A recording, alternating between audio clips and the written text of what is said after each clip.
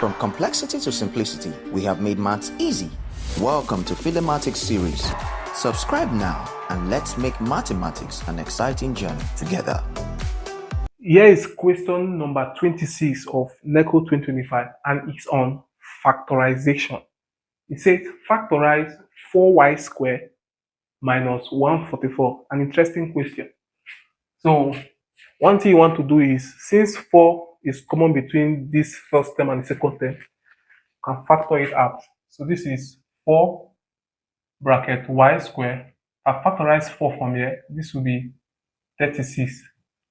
I can put 36 in index of 6 as 6 squared, because 6 squared is 36. If you look at this closely, you notice that this is difference of 2 squared. And remember, difference of 2 squared, a squared minus b squared is a minus b, a plus b.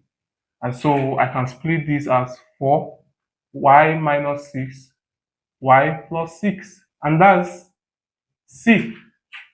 Thank you for watching.